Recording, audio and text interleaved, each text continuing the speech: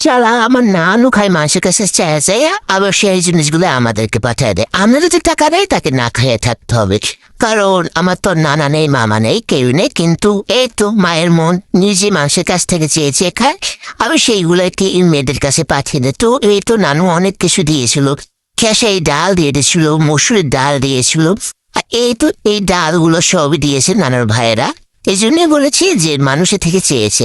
আর এই তো এদিকে দেখো এক বাটি তেঁতুল দিয়ে দিয়েছিল, আরো তেঁতুল ছিল, মানে দুইটা ভাগ হয়েছে তো খালামণিকে দিয়েছি। তো এই তো ডালগুলো আমি বোতলে ঢেলে রাখছি। প্রত্যেকবার আমার পেয়ারের নানি এই একই কাজ করবে, মানে কেউ যদি যায় তার কাছে বা সে যদি আসে, ঘরে যা থাকবে সব গুছিয়ে গাছিয়ে আমাদের জন্য পাঠিয়ে দিবে। আর এই তো এখানে মসুর ডালটাও বাটায় ঢেলে রাখছিলাম। শালা নানুর ভালোবাসে বে মাঝে মধ্যে আফসোস হয়, না জানি নানা থাকলে কত ভালোবাসতো, কত আদর করতো।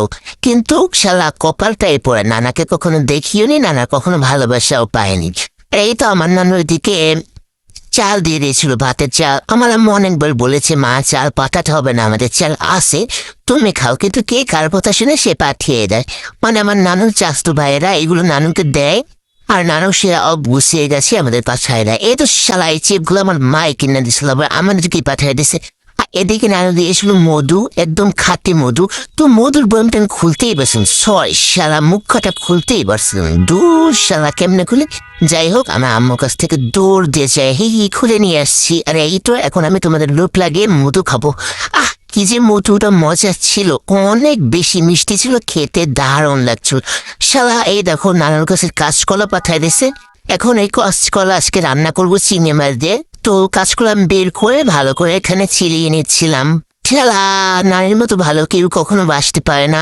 ছিল আমার দাদির ভালোবাসা কখনো পাইনি, আমার দাদি ছিল এক নম্বর একটা কুটনি। যাই হোক, দাদির কথা না বলি, পরে কোনো ভিডিওতে বলবো।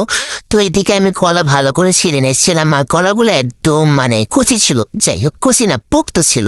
আমার নানু বলে এই তো এখানে আমি কলাগুলো সবগুলো আস্তে আস্তে করে ছিলে নিচ্ছিলাম। এই তো চেলা শেষ, আমার হাতের একদম 12টা বাজে আছে। শালা কি যে একটা অবস্থা, পুরো আঠা আঠা হয়ে গেছে, আর হাত তো দেখো হাতের সাথে পুরো লেগে যাচ্ছে। আর এখানে তো আমার খুব ভালো লাগতেছে, আমি এটা নিয়ে অনেকক্ষণ বসে বসে খেলা করতেছিলাম ছোট মানুষের মতো। তো এই তো কলাগুলো এখন কেটে নেব।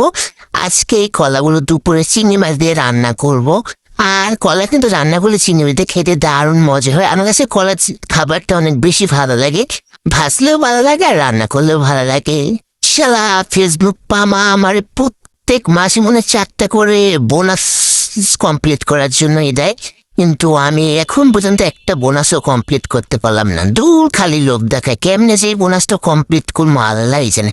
তো আজকের ভিডিওটা এই পর্যন্তই ছিল, কেমন লেগেছে অবশ্যই জানাবে। আল্লাহ হাফেজ।